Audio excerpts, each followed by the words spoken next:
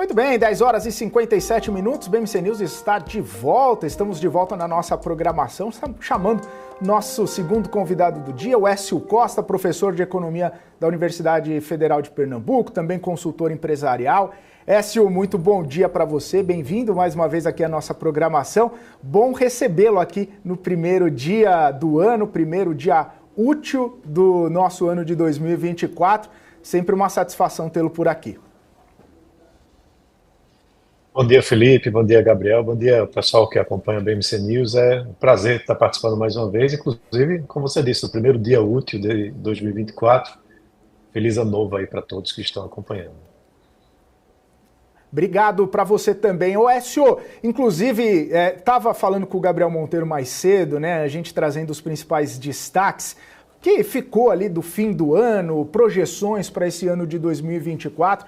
Parece que o tema ou o foco das discussões vai ser a questão fiscal. Isso porque o presidente Lula sancionou a Lei de Diretrizes Orçamentárias com déficit zero. Aí, na semana passada, o ministro Fernando Haddad enviou a medida provisória justamente para reonerar gradualmente alguns setores. O senador Rodrigo Pacheco não ficou muito satisfeito ali com essa movimentação do executivo e a gente às voltas com as perguntas, né? Como que vai chegar nesse déficit zero? É execuível esse déficit zero? Da onde vai sair o dinheiro efetivamente para ter esse déficit zero? O fiscal vai ser o tema de 2024? Sim, eu acredito que esse é o principal, se não um dos principais temas, né?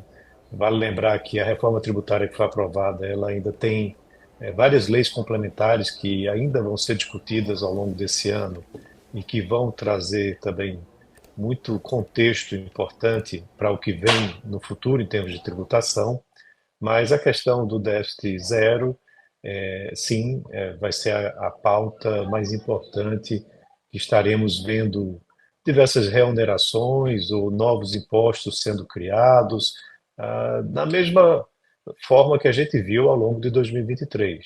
Né? O déficit ele vai chegar a zero? É muito provável que não aconteça, né? Porém, é importante você ter um objetivo bem definido, inclusive por lei, né? Como você já mencionou, na LDO para esse ano.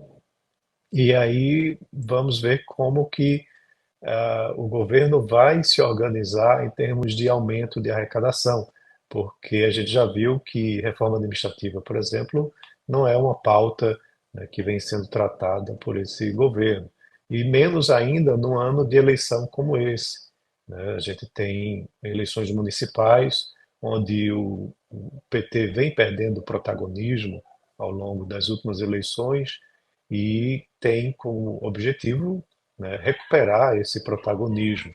Então, é muito provável que os gastos aumentem, né, ao longo desse ano para justamente melhorar esse posicionamento, trazendo aí resultados políticos positivos para o PT. Então, como eu disse, é muito difícil você ter essa, essa meta de déficit zero sendo alcançada, porém vale a pena você ter isso como um objetivo, né, a ser perseguido, apesar de que a gente não deve conseguir ter um déficit zero esse ano. E aí é onde vem a questão, né? Se não vai obter o déficit zero, qual vai ser o tamanho do déficit? Vai ser igual ao do ano passado? O déficit do ano passado ele foi consideravelmente alto, ainda não temos as contas fechadas, né, mas já é um patamar que pode chegar a 1,5% do PIB, a depender também do resultado do PIB do quarto trimestre, onde há indícios fortes de retração, né, como já foi observado no terceiro trimestre, e isso impacta diretamente na arrecadação. E isso também deve acontecer um pouco nesse primeiro semestre desse ano. A gente vai ter um desempenho da economia mais fraco nesse primeiro semestre, para depois, no segundo semestre, você ter uma economia um pouco mais forte. Mas isso tudo repercute também na arrecadação, impactando na obtenção do resultado do déficit zero, no caso. Maravilha. Senhor, muito obrigado pela participação. Prazer estar falando contigo. Um feliz 2024, feliz ano novo a ti, sempre participando aí na nossa programação nos últimos anos. Então agradeço imensamente por essa parceria, por contar aí com a tua experiência. Eu estou olhando aqui o Boletim Focus divulgado no dia de hoje. Alguma coisa me assusta, pelo menos pelas projeções ali quando a gente estava discutindo o novo arcabouço fiscal, era o seguinte: a gente vai zerar o déficit em 2024, já vai dar superávit em 2025, a gente vai aumentando gradativamente aí esse spread positivo entre receitas e as despesas do governo central. No entanto, pelo menos na opinião do mercado, nós temos projeção de déficit para 2024 em 0,8%, projeção para 2025 negativa também em 0,6%. Projeção para 2026 também negativa em 0,5%. Eu não vejo, talvez, a gente zerar o déficit, pelo menos na opinião do mercado, nos próximos 3, 4 anos. Então, há possibilidade de nós conseguirmos equalizar essas contas para os próximos anos. Claro, há muito a ser discutido, terão medidas para aumentar a arrecadação, a gente pode ter uma reforma tributária que pode ajudar também nessa questão, mas há previsão, pelo menos na sua opinião, de a gente conseguir realmente zerar esse déficit e, se zerarmos, conseguirmos manter esse spread um pouco mais positivo entre despesas e também as receitas geradas aqui para o Brasil? Porque pelo mercado, um mercado bastante pessimista, até 2026, déficit nós teremos aí para as contas do governo. Gabriel, eu vou, de certa forma, alinhado com o mercado, tá? Eu não vejo essa perspectiva de obtermos déficit zero esse ano, nem que isso aconteça nos próximos, em se mantendo a política atual, né? A gente não vê uma reforma administrativa, como já mencionei, entrando como uma pauta importante do governo. A gente vê, na realidade, mais gastos sendo anunciados. A gente viu, inclusive, no orçamento, né, que foi apresentado, gastos, inclusive, né, com emendas parlamentares que chegam num nível recorde, um orçamento para eleições também multibilionário, e aí, de pouquinho em pouquinho, você vai aumentando essas despesas.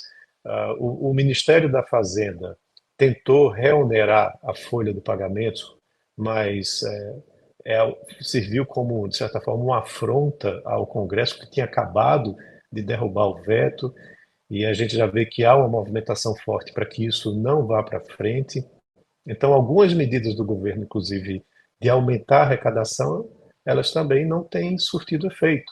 Ao longo de 2023, algumas delas também terminaram em perdas para o governo. E aí, com um desempenho mais fraco dessa arrecadação, porque você não consegue reonerar mais a economia, e porque a economia está crescendo também a níveis mais baixos, a previsão do próprio Boletim Focus, que você mencionou dessa semana, é que a economia brasileira cresça talvez metade ou menos da metade do que cresceu em 2023, levando em consideração que a gente não vai ter surpresas agradáveis aí, como aconteceram no ano passado, com o agronegócio, por conta do El Niño, o setor de serviços que vem mostrando também um enfraquecimento no seu ritmo, e uma indústria que depende da reforma tributária, que foi aprovada, mas que só entra em vigor a partir de 2032. Isso traz um dinamismo mais fraco para a economia brasileira, né, que vai ficar dependendo muito dos estímulos fiscais. E aí, quando você dá estímulos fiscais, você termina aumentando, né, a probabilidade de você ter um déficit maior naquele ano. Então, medidas que estimulam o consumo, como redução de impostos, né, que o governo atual utiliza muito essa ferramenta para estimular o consumo, ou para estimular o crédito, termina tendo um impacto fiscal significativo. É certo que você tem uma redução das taxas de juros, né, que se iniciaram no ano passado, vão continuar ao longo desse ano. Tem o efeito também das renegociações de dívidas que foram praticadas no ano passado, mas que esses dois exemplos vão trazer impactos maiores aqui em 2024. Isso vai ajudar a economia para que tenha um crescimento de curtíssimo prazo, mas isso deve acontecer mais no segundo semestre, né, e com impactos talvez em 2025.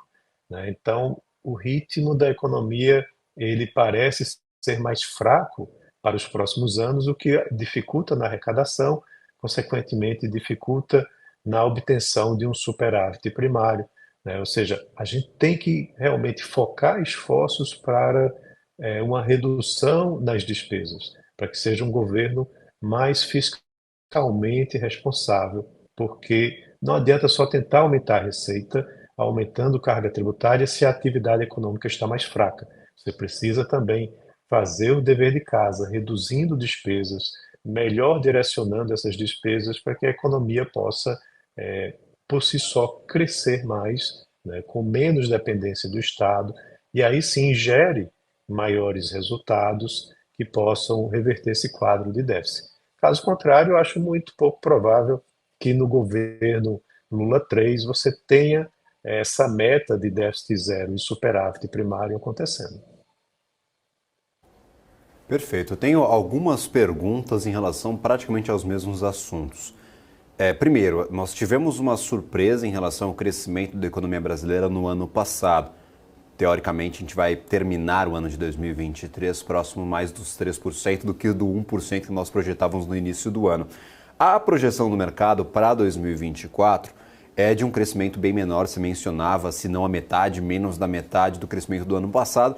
No Boletim Focus divulgado hoje, 1,52% de crescimento do PIB para 2024. Uma surpresa na atividade econômica brasileira seria suficiente, talvez, para nutrir esperanças de zerarmos o déficit nos próximos anos, talvez não em 2024, mas para os próximos anos?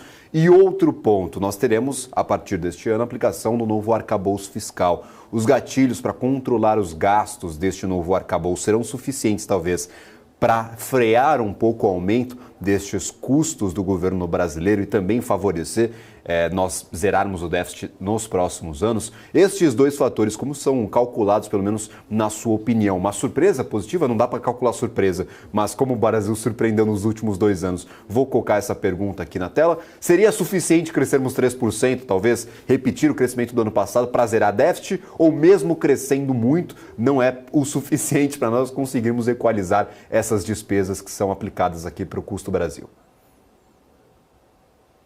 Veja, realmente a surpresa teria que ser muito positiva, né, porque você tem um aumento de gastos, né, sendo contratado pelo governo. Você tem agora, por exemplo, um aumento do salário mínimo acima da inflação. Isso representa mais despesas para o governo e despesas que vão ser recorrentes, né? O governo vai novamente praticar essa política no ano que vem. E a economia não vai estar crescendo nesse mesmo ritmo para estar gerando receitas, né, para o governo nesse mesmo ritmo. Então, a surpresa teria que ser muito positiva. De onde que ela vem? A indústria, ela vem andando de lado, né? Ela não vem apresentando um crescimento substancial. O agronegócio foi a grande surpresa em 2023, como muitos analistas já comentaram, talvez não se repita esse ano, não só por fatores nacionais, como também fatores internacionais. O saldo da balança comercial é bastante positivo, foi bastante positivo em 2023.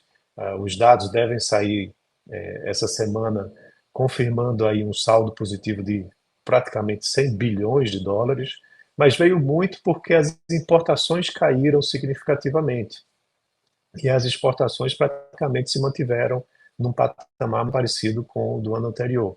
Esse ano vai acontecer isso novamente. Em acontecendo, vai trazer um crescimento substancial para a economia? Nem tanto, porque somos uma economia muito fechada. O setor de serviços pode ser a grande surpresa novamente.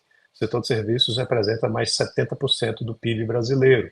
Em você tendo um setor de serviços que mantenha uma dinâmica forte, né, que mantenha um crescimento substancial aqui no nosso país, você pode ter aí uma surpresa positiva. Porém, os dados que vêm sendo apresentados pelo IBGE dos últimos meses para o desempenho do setor de serviços e também no próprio IBCBR, que é o Índice de Atividade do Banco Central, indicam que o setor de serviços ele vem desacelerando. E aí é o que preocupa bastante para que você tenha um desempenho econômico mais frágil da economia. Certo? Então, isso pode prejudicar, né, na arrecadação, né, que vai justamente ter um impacto no na obtenção dessa política de déficit zero. Gabriel, qual era a segunda pergunta que você fez, só para eu complementar?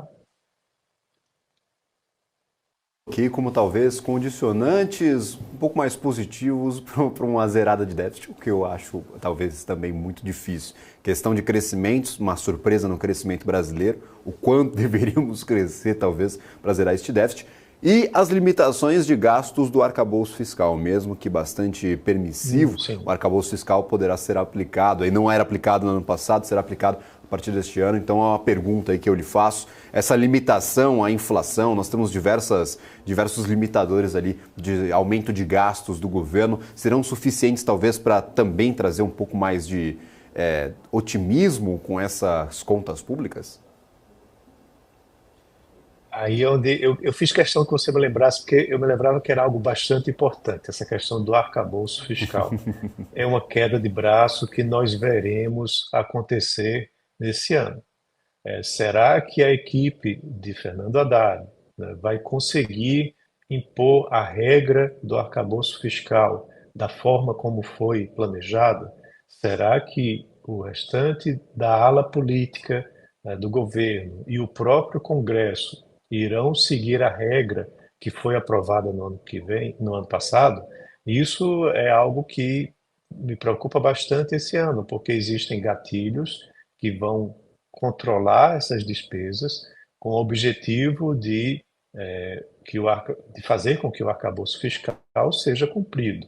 Essa talvez seja, Gabriel, a minha grande preocupação para esse ano, de você ter um desmantelamento do arcabouço fiscal, né, que já é tão questionado, né? Muitas pessoas, muitos analistas já dizem, olha, esse arcabouço ele não vai funcionar. Desde o ano passado que se falava isso, mas ainda não tinha sido colocado realmente a teste, né?